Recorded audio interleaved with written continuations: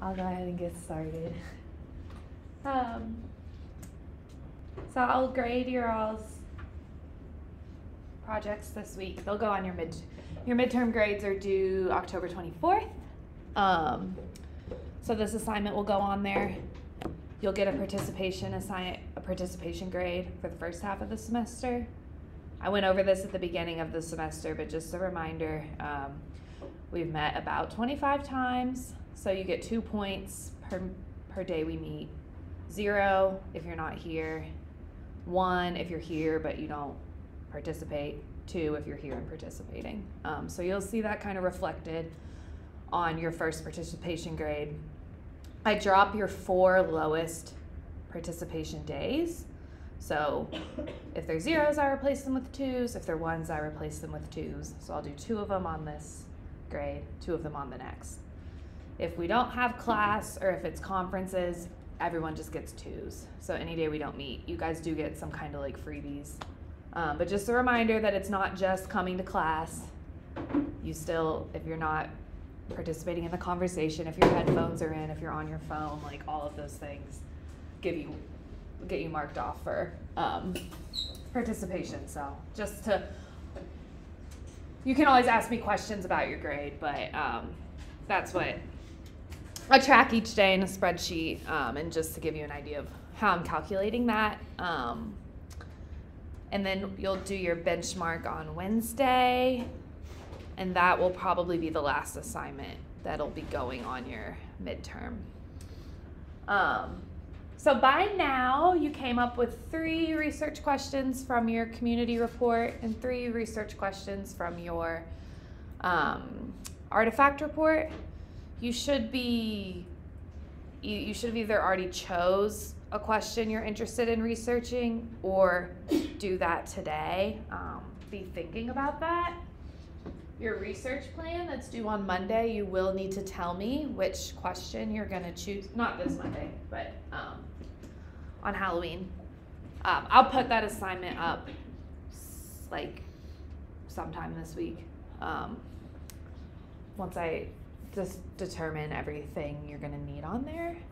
But it'll be saying what your research question is gonna be, showing some secondary sources, talking about kind of outlining your paper, and then talking about your multimodal project, but I'll get it all in like a rubric for you all. And then just a reminder, your final project is 3 elements, so the 2,500 word paper, the 8 to 10 minute presentation, and the creative project. So we're gonna look at 3 examples of projects people have previously done in this class. So you guys can get an idea of what these look like, what you could do. They just can't be a paper and they can't be a presentation. This is a photo essay.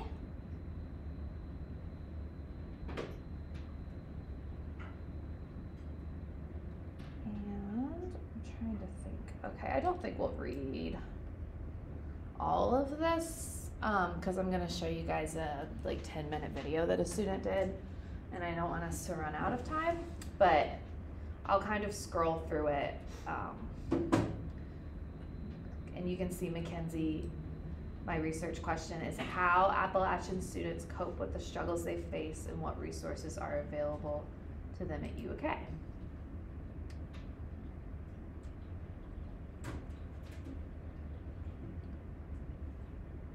And she defines Appalachia and brings in her personal experience here. So where do you think this photograph was from? Do you think she took it? No. No. Yeah, that's right. Probably one of her artifacts she was looking at earlier in the semester, right?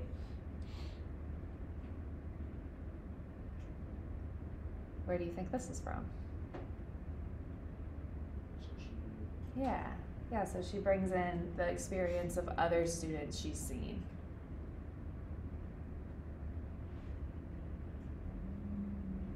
Again here. So this photo, we talked a lot about how your project needs to kind of look at 2 sides. That's going to look different for each of you all. Your topics are so unique, but we'll have conferences again. After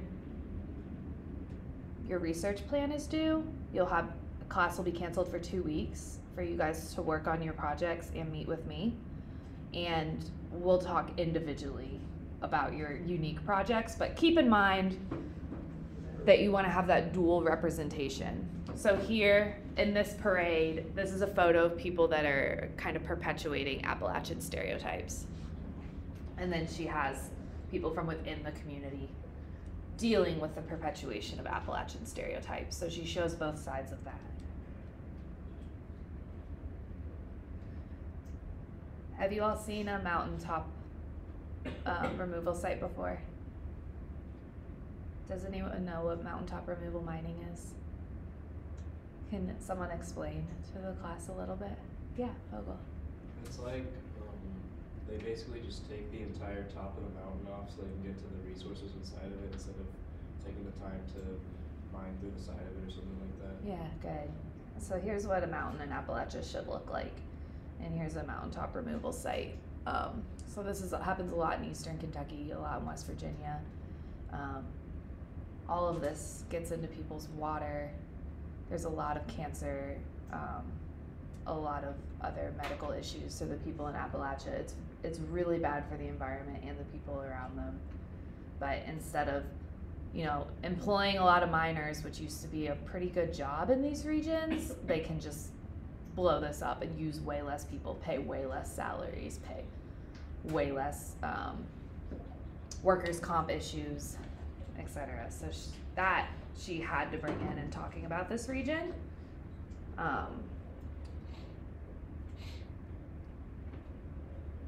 Here's an interview with someone from her community, and then bringing it to campus.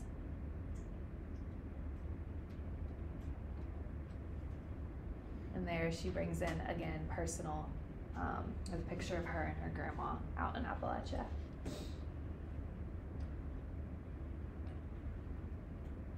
So these projects, I told you all it was optional reading in the Engaged Citizen. The links to the projects are in there. So these I pulled from the Engaged Citizen. And if you go to I don't know the exact link. If you look in the book, it'll show you. But it's like this media. It has from previous years. So these are from last year that I'm showing you all. But you can look at other documentaries, podcasts, photo essays. You guys can do other things as well, but they're good examples. This is 10 minutes, but it's a good example. Yeah. So for our actual paper, we have to do a photo essay, or for our presentation, when do we have to do this? No, so you are gonna write just a standard 2,500 word essay, and then you're gonna do an 8 to 10 minute presentation. And then you need a third multimodal component, is what Word calls it. So these are examples of what that could be. Your presentation,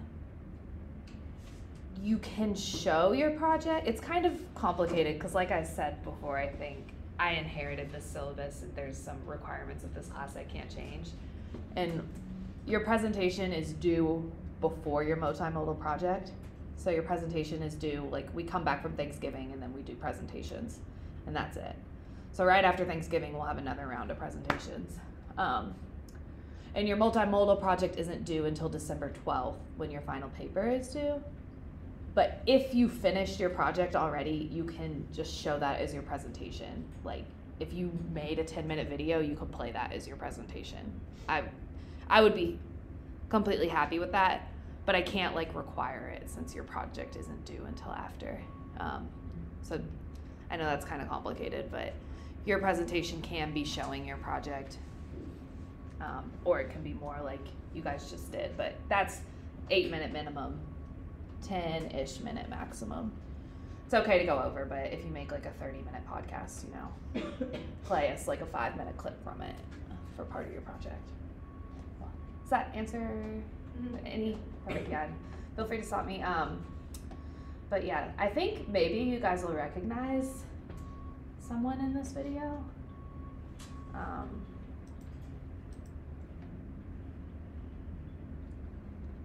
He likes to hang out by the student center. You guys know this man? Oh, is that the mailman guy? Yeah, so let me turn the lights off. So this is about conspiracy theorists. That was this person's topic. And I want you all to notice how she presents two sides of her argument, because she does a really nice job with this.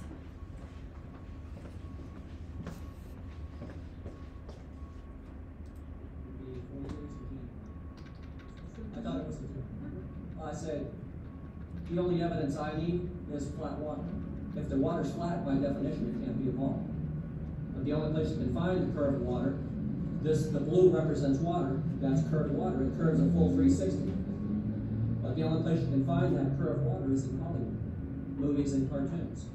But people are so gullible, and back then especially, people trusted their government. Now not so much. But I swallowed it hook, line, and sinker. The most basic technical definition of a conspiracy theory sounds basic, but a theory about there being a conspiracy. And by conspiracy, we just mean something like a group of people usually behind closed doors in secret making some plan. So that could be something big and nefarious, like a government conspiracy, or it could be something benign and harmless, like friends planning a birthday party for another friend. Hello, I'm Mary Cunningham. I am a PhD candidate and instructor in the philosophy department at the University of Kentucky, and I do a lot of thinking about social epistemology and conspiracy theories. So if you are a friend of others and have a birthday coming up and think, my friends, I think I have a hunch that they might be planning something for me, congratulations, you are a conspiracy theorist. It doesn't necessarily mean a crackpot theory or a false theory. And there are plenty of true conspiracy theories too. If you were one of the reporters or, people investigating the Watergate scandal, you were a conspiracy theorist and you were totally correct that there was in fact a conspiracy occurring. My name is Jenny Rice. I'm a professor of writing, rhetoric, and digital studies at the University of Kentucky. And I study public rhetoric, public discourse, and argument. Recently I've also been interested in conspiracy theory discourse and with extraordinary claims that are often made. And so my book that came out last April is looking at how conspiracy theorists use evidence in their arguments with others, debates with others. Anything that you put out there, or if you disagree, then you might be seen as a disinformation agent or something along those lines. So it makes argument very different from how people debate when they know that they could possibly be wrong. This one's flat, well, most are flat. This one's a globe, this one's a ball. One of these is true and one's a lie. Guess which one? Peter Carpio, I'm a retired engineer. I tell you this is what we live on. But I found out going on 4 years ago that this is where we live. This is the real model. Well, I said, the only evidence I need is flat water. If the water's flat, by definition, it can't be a ball. But the only place you can find the curved water, the blue represents water, that's curved water. It curves a full 360. But the only place you can find that curved water is in Hollywood, movies and cartoons. How many towers came down on 9/11? 3. Which one is the third one? Building 7, just a few feet away from the Twin Towers. Came down just like the first 2 buildings, like a controlled demolition. Just as an example, among 9/11 truthers, people I've worked a lot and studied with, who believe that 9/11 was an inside job or some other, they don't believe the mainstream narrative. If you will say, well, look, there was this independent investigation into it done by this non-political group, and they've concluded that, in fact, the main narrative is fact. And they'll say, aha, the fact that there's this report that's put out shows how much the government's trying to cover up exactly what we're trying to prove. This proves that we're on the right track, right? Otherwise, why would they put out this huge document saying that we're wrong? I was on Behind the Curve on Netflix, the documentary Behind the Curve. Those people hated flat Earth, so they tried to make it look stupid, ridiculous, and misrepresented the experiment, misrepresented the results. The appeal to them, to many people, is that they explain everything. So if you're wondering, why did this happen, or why are things like that, conspiracy narratives give you a really nice sense of why is everything this way. It was because this Illuminati or the shadow group or this other group of people are causing all this to happen. That anyone is like a perfectly sanitized, logical, spotlight human being is such a myth. Everyone is so subject to these social forces in just, the most basic level of engagement in the world. So, that can cause people to believe some kind of wild things. So, is the Earth flat? Well, it's about definitions. What do you mean by flat? Like, do you believe I think the water's flat. you think the water's flat? And if the water's flat, it can't be a ball.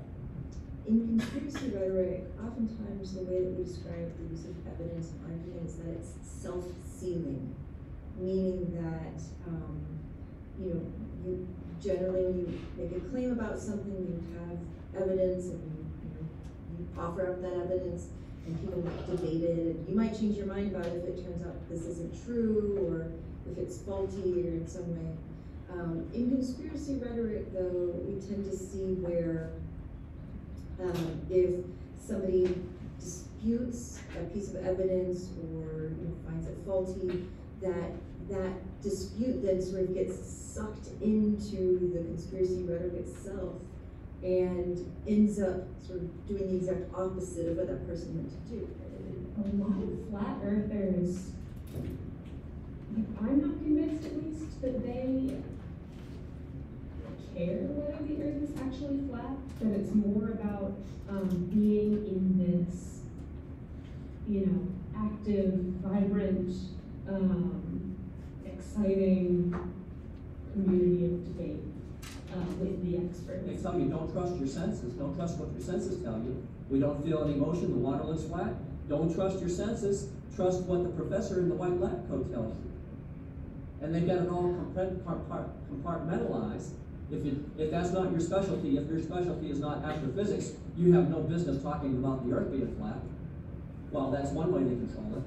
Because we are people living in the year 2021 in a society, we are all subject to something called epistemic dependency, which basically means that we rely on the knowledge and expertise of others. Do your own research on everything. It's a joke to these people.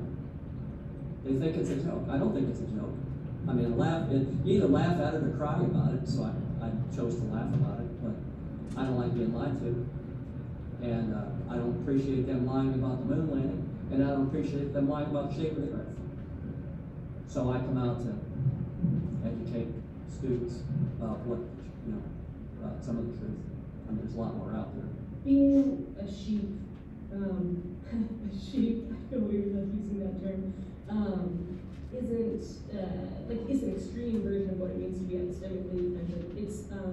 It's impossible not to be epistemically dependent. I mean, all of us right now are operating on an epistemic dependency by sitting in this room.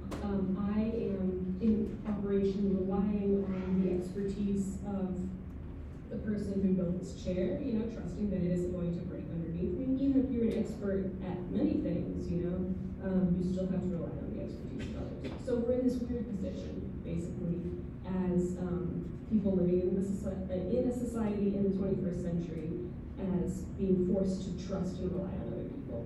The first professor at UK that publishes a paper saying the earth is flat, how long do you think they'll keep their job? I'd say less than 24 hours. They'll be out looking for a new job, but nobody will hire them because they think the earth is flat. That's how they control academia. A healthy level of skepticism depends on who you are, what you know,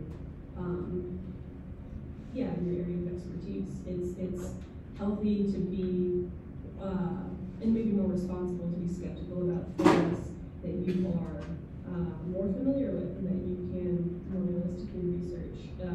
And it's usually less practical to be skeptical about things that you couldn't realistically research or verify the truth or falsity of anyway. All right.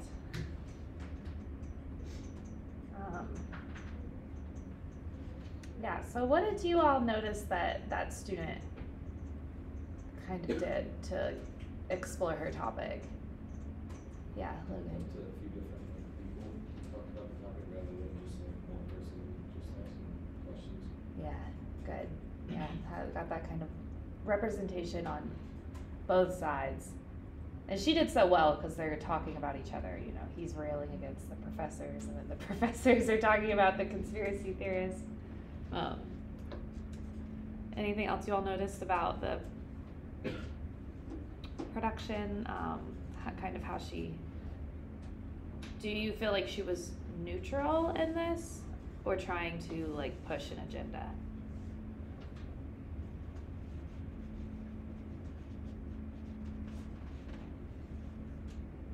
Yeah.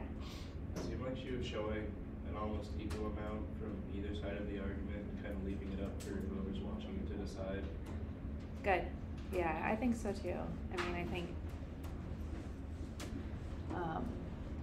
she didn't really insert herself in her opinion at all. She asked, you can hear her asking him a couple questions, but she's just asking him, you know, well, how many buildings, or do you believe the Earth is flat? Good. So this person, this got a little messed up in embedding it. I don't know why. But this is a website. Yeah, Canva they kind of took it over when I embedded it in here. This is a website by a student. So in WRD, the classes have themes. And we are, you know, paired with, when we're teaching the class for our first year, like I am this semester, we're paired with a more experienced graduate teacher instructor, and we have to teach their class. So the theme I inherited and the syllabus I inherited is communities, and that's why we're writing about communities. Those two examples I just showed you are about community, but one of the other themes that the classes, these WRD classes could be around, because I think you all have to register for another semester, so you can look at the themes, is food places, so how food like defines places, and that's what this person was in a class like that. So they wrote about bourbon and Kentucky, and here's their website again. Notice how they use artifacts in their website, how that's a bit different from, well, the last documentary used the artifact too, right? The Nixon video. But you'll see all, you can click through hers. No. And she has a little oral history in here. I understand that you guys just want to get good grades and move on with your life, and you probably don't care about this class very much, and you're required to take it. I really do get it, whether you believe me or not. But this is going to be a bit of work for you all, so I hope that if you have a creative interest, you can pursue it in this project. If you're interested in videography, or you're interested in graphic design, you can do an infographic. If you're interested in computer programming, you can work on a website. Whatever your interest is, I do hope that you can pursue some of it and make this not just be a complete pain in your ass. But this project is 35% of your grade. So if you have an A and you don't do this, you'll fail the class. If you have a C or you're failing this class and you get 100% on this project, you can get an A. So do take your time with it. Do think about it. You should be working on this a little bit at a time from now until the end of the semester to make the project quality that we'd expect. Do you all have any questions about this project? Yeah. So you said that the presentation part of it is due like before like everything else? Yeah. Okay. Yeah, because basically we're spending the last 2 weeks giving our presentations. So like this is your final exam, pretty much. So it's due finals week, but we can't come to class and watch each other's presentations during finals week. But you could finish it all and turn it in the day after Thanksgiving and do your presentation, and then you're done with this class after Thanksgiving. Yeah. So the presentation, what does that consist of? Like, how is it different from the multimodal project? Like, is it just discussing like how we came about doing the? Yep. So you can show your multimodal project and talk about the process of putting it together, or you would talk more about this is what I'm working on for my multimodal project. And maybe you wouldn't be able to show it to the class, but you could talk about what you're working on. I would try to if I were you all, I would just try to finish it all before you have to present so you can just be done. But it's just the way the syllabus I got. It's due December, the paper and the project are due December 12th and the presentations are due December 6th, or maybe a bit before that. But I will, I don't have a rubric for it written right now. I have an idea of what it'll be, but you guys will, like always, get a clear rubric of what's required for these major projects and what each, it's 250 points, so what each part is worth and how much.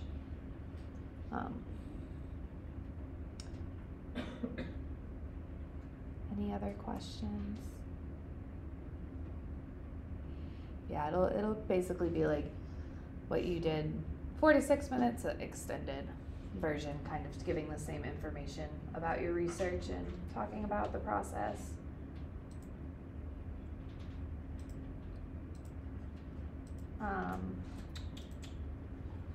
This is gonna be really loud.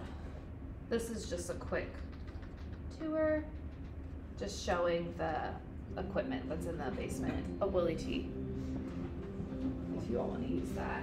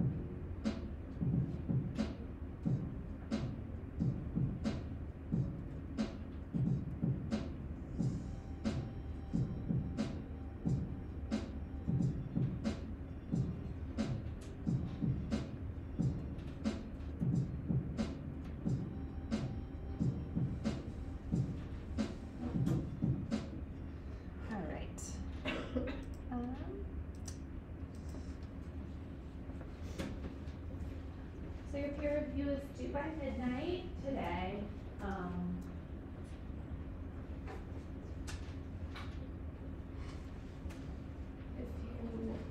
If your partner sent you their stuff late, you get an extension. But I think people either turned it in or didn't turn it in at all. I didn't really get any late papers come in this round, I don't think. But if your partner didn't send you their paper at all, you need to email me and them and say, I didn't receive anything from you, I wasn't able to do peer review. But do the peer review, email it to me and your partner. A lot of you have done this already. We'll do this on Wednesday. So we've talked about the multimodal project. So you'll come in and basically say, here's the research question I picked to study. Here's what I'm gonna do for my multimodal project. These are the people I need, the people I'm gonna interview, the sources I'm gonna use. Here's the technology I'm gonna use, just an overview of that. If you're kind of deciding between two of them, you can bring both ideas in. Then you have to comment on your classmates' ideas as well. It should be a discussion, at least 3 people to get full credit, because this is a good idea. I think it'll be helpful for us to hear what everybody's doing and get advice from each other on what could make it better. If you're deciding between 2, you can ask what your classmates think are better. And then class is canceled on Friday so that you guys can have a little bit longer, well, I know you have your other classes, but hopefully a little longer fall break. But you have to, I'm gonna show you this real quick, because you do have homework.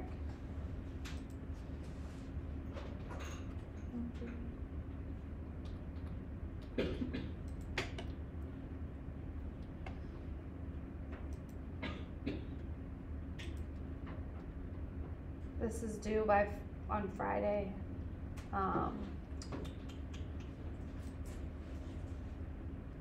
So you'll click this. I'm already enrolled in it, but you'll just enroll on Canvas. You'll go to the course. This is about secondary resource research. So a lot of good information, some stuff we've talked about, some new stuff. It takes 40 minutes to complete. There's 5 modules, and each module has a quiz. To get the points, you upload proof of completion in the form of a screenshot of a completed quiz. So 1 quiz completed, screenshot it, upload it to Canvas. Any questions about that? So that's what we're doing instead of class on Friday. And then when we come back on Wednesday, we're gonna start talking about writing again, writing style. So there's 2 essays in the Engaged Citizen textbook you have. These are student essays from WRD. So read those, pages 3 to 15. That's an example of what like an A paper is in this class. So we'll talk about what's working in those on Wednesday. Do y'all have any questions? All right, well, y'all are free to go. Thanks so much. Have a good rest of your day.